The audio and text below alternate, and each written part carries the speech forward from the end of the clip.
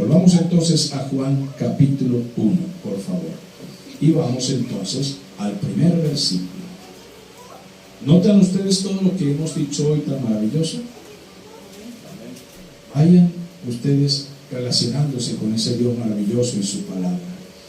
En el principio era el Verbo, y el Verbo era con Dios, y el Verbo era Dios. Ahora el segundo versículo dice: este era en el principio con Dios. Entonces en el primer versículo se dice ¿quién es el Verbo? ¿Quién es?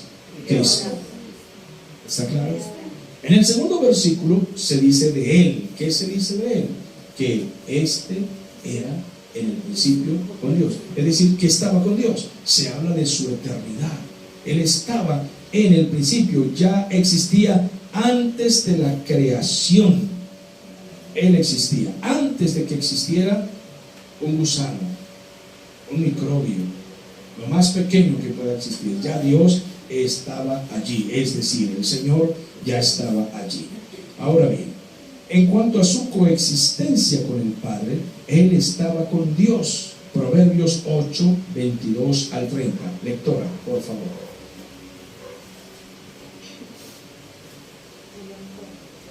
Entonces, tenemos Proverbios 8, 22, 30. ¿Qué dice? Lea. Del 22 al 30. Sí, señora. Jehová me poseía en el Uno principio. por uno. ¿Listo? Siga. Jehová me poseía en el principio, de antiguo antes de sus obras. Eternamente tuve el principado, desde el principio, antes de la tierra. Antes de los abismos fue engendrada, antes que fuesen las fuentes de las fuentes aguas. Antes que los montes fuesen formados, antes que de los collados ya había yo sido engendrada. No había aún hecho la tierra y los campos, ni el principio del polvo del mundo. Cuando abrazaba los cielos, allí estaba yo. Cuando trazaba el círculo sobre la faz del abismo. Cuando afirmaba los cielos arriba.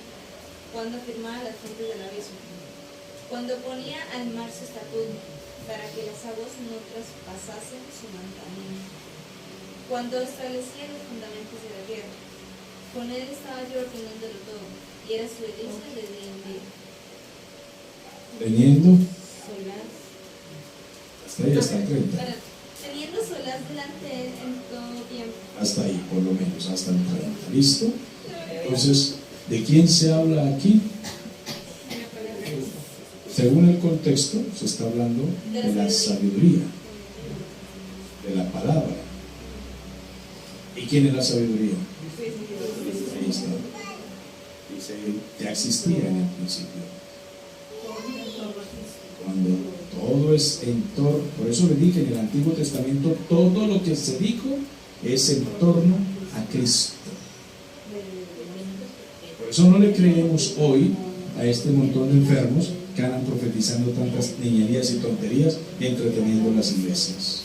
Porque toda predicación, que la predicación es una profecía, cuando estamos predicando, estamos haciendo voz de profeta. Y nuestra predicación debe apuntar ¿hacia dónde? Solamente. Todo hacia allá. Para que la gente se conmueva y se convierta y tenga temor del más alto de todos, que es el Señor. Pero si predicamos otras cosas, hoy les voy a predicar 7 llaves para alcanzar el carro que tú quieres. Imagínense, la gente predica 2 horas de esas cosas.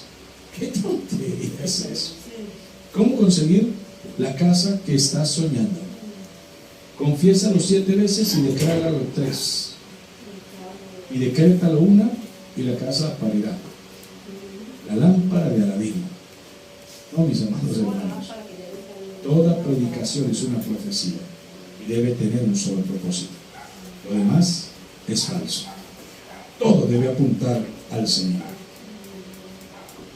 Entonces, estaba con Dios en cuanto a identidad, esencia, sustancia, complacencia, felicidad y comunión. Ya el Padre en el Antiguo Testamento tenía comunión con su Hijo, ya la tenía, y tenía además complacencia y felicidad. Por eso cuando Cristo se hizo carne, el Señor lo hizo público, para que escucharan lo que Él estaba diciendo. Este es mi Hijo amado, en quien tengo complacencia. No sé con exactitud cómo es la versión de un evangelista por ahí que es muy famoso ahorita y sale en las redes, ¿verdad? Y no sé con exactitud lo que dijo, pero yo escuché parte del mensaje que dio, donde él cuenta en uno de sus reels, ¿no? Dice, y que tuvo una visión donde Dios se le apareció, dice él, y le dio una credencial y le dijo, tú eres mi evangelista predilecto. Y yo me eché a reír. Dijo, o sea, tú eres mi Hijo amado, en quien tengo complacencia. Eso es un blasfemo. Nosotros conocemos al predicador predilecto del Padre. ¿Quién es? Señor Jesús. No hay otro. No hay otro. El Padre nos acepta a nosotros porque ve a su Hijo, porque es el intercesor, y por esa razón es. Y nosotros debemos estar felices de que Cristo haya venido, porque por Él el Padre nos complace a nosotros y nos bendice por Cristo. Debemos estar felices de esa maravilla. Gracias al Señor. Debe ser nuestro todo, porque por Él somos aceptos en el amado. Es como en la doctrina, es maravillosa y no podemos cambiarla. Por eso es que se me apareció Dios y me dio una creencia y me dijo, tú eres el evangelista predilecto. Que digo, ay, no me hagas reír, ¿no? Ay, pero qué cosas tan terribles. Por ahí hay la esposa de un pastor en Bogotá, que ahorita creo que vive en Estados Unidos. Ellos formaron una secta llamada el G12. Y esa señora por ahí en uno de sus libros, no sé si es en la introducción de uno de los libros, ella dice que Dios le habló y le dijo, bautízate otra vez, pero en el río Jordán, le dijo. O sea, Dios le dijo, ya está bautizada, pero nada, quiero que te bautices en el Jordán, porque te tengo una sorpresa. Entonces viajaron a Israel, porque esa gente pues tiene plata para ir cuando quieren, ¿no? Entonces van a Israel como ir uno aquí a Cúcuta y volver. Pues se fueron a Israel y se fueron al río Jordán porque según ella el Señor le dijo. Y entonces la bautizaron allá. Y cuando ella iba saliendo del agua, oyó una voz que dijo, esta es mi hija en quien tengo complacencia. O sea, la blasfema esta piensa que ella es Jesucristo. Así están las cosas, amados. Y tenemos a un público evangélico que ¿qué hace cuando escuchan eso? ¿Qué hace? ¿Qué hace? Aplauden. Aplauden. Y pactan la palabra porque fue impresionante. Ella oyó una voz que le dijo, esta es mi hija amada, en quien tengo complacencia. Hay un hijo unigénito. ¿Qué significa unigénito? Único en su naturaleza. Es el unigénito del Padre en quien Él tiene complacencia. ¿Cómo le queda esa doctrina a esa señora? Para los seguidores de Sí, Dios. Señor. En propósitos y objetivos. Entonces, el Señor Jesús en su coexistencia, estoy hablando ahora de lo que se dice de Él, que Él estaba en la eternidad, en el principio, en la coexistencia, Él ya estaba con el Padre desde el principio, desde antes de la creación, y ahora en los propósitos y objetivos tienen el mismo propósito, tanto que el Señor habla en su Trinidad de la siguiente manera. Génesis 1:26 y Génesis 11:7. Vamos a ver, Alejandra, lea Génesis 11:7 y usted allá atrás, lectora, lea Génesis 1:26, en voz alta, que todos escuchen. Entonces dijo Dios Elohim, hagamos al hombre a nuestra imagen y conforme a nuestra. A ver, amados, un poquitico aquí de lenguaje, de gramática. Estamos aquí un poquito de castellano. ¿Es plural o singular? Plural. ¿Se dan cuenta? Hagamos. ¿Con quién habló cuando dijo hagamos? Habló la Trinidad. La Trinidad dijo hagamos al hombre a nuestra plural imagen y conforme a nuestra semejanza. ¿Y a qué se estaba refiriendo? Que iba a ser el hombre con voluntad, con capacidad de pensar, de tomar decisiones. Y tenemos todavía, a pesar de estar la generación humana o la raza humana haber caído, nosotros, amados, quedamos todavía, aún el hombre caído tiene la capacidad de pensar y tomar decisiones, tiene voluntad, siente, se entristece, se alegra. Hagamos al hombre a nuestra imagen y nuestra semejanza. ¿Qué dice Génesis 11:7? Ahora pues descendamos y confundamos allí su lengua, para que ninguno entienda el habla de su papá. ¿Se dan cuenta? Estaban haciendo la torre de Babel, se unieron todos, querían pelear contra Dios, querían subir en una torre gigantesca que hicieron de quizás unos 3 kilómetros hacia arriba, y la base era como una ciudad completa, y se propusieron, y cuando ya iban muy arriba, muy arriba, muy arriba, después de mucho tiempo trabajando, entonces el Señor dijo: descendamos y confundamos. ¿Singular o plural? Dios habló en plural. Descendamos y confundamos. Es maravilloso leer la palabra del Señor. En tercer lugar, entonces, en primer lugar estoy hablando de quién es el Verbo. En segundo lugar, lo que se dice de Él, en cuanto a su existencia, su coexistencia y en cuanto a su propósito. Ahora, en tercer lugar, sus hechos. Los hechos del Señor declaran que Jesús es Dios. Vamos a leer el versículo 3, ahí en Juan 1, estamos leyendo, versículo 1, en el principio era el verbo era con Dios y el verbo era Dios.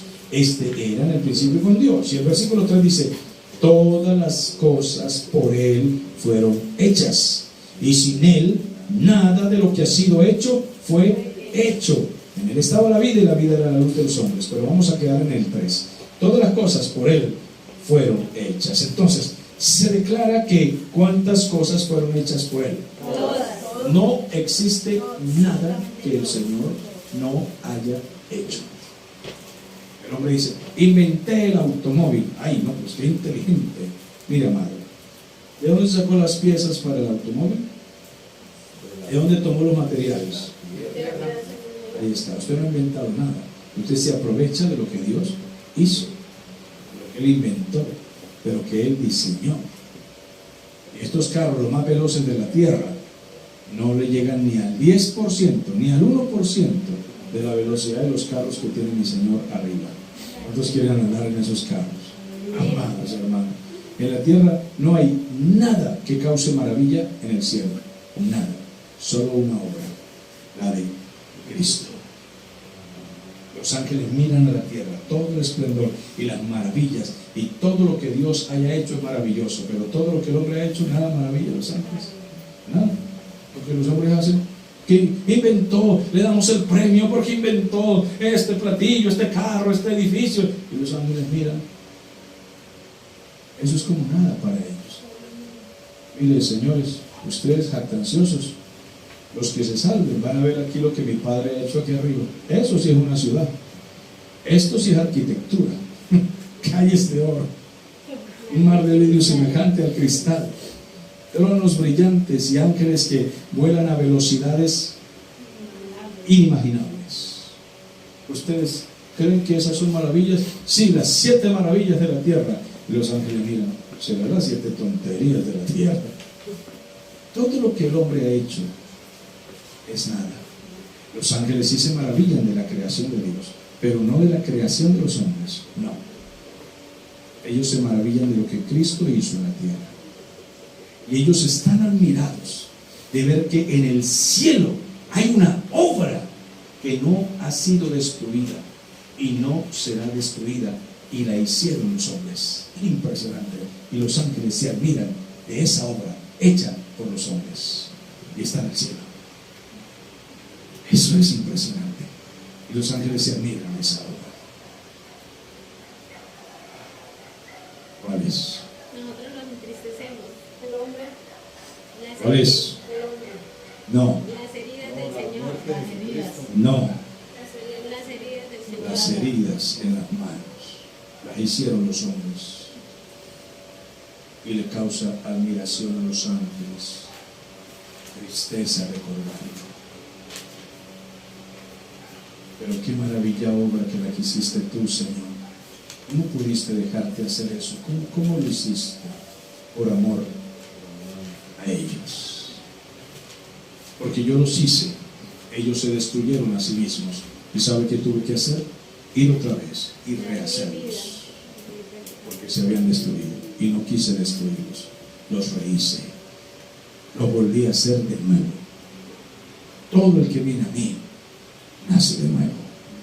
Maravilloso el Señor. Vuelve a comenzar de cero, con el pañuelo blanco. ¿No es maravilloso el Señor? Debemos gozarnos de la maravilla del Señor. Hay una sola obra hecha en el cielo por la mano de los hombres, esa obra eterna. La hicieron los hombres, pero el Señor no quiso que fuera eliminada, para que quede recordatorio. Miren lo que ustedes hicieron. Y a los salvados, ¿sabe qué le dice? Esto lo hice por ti.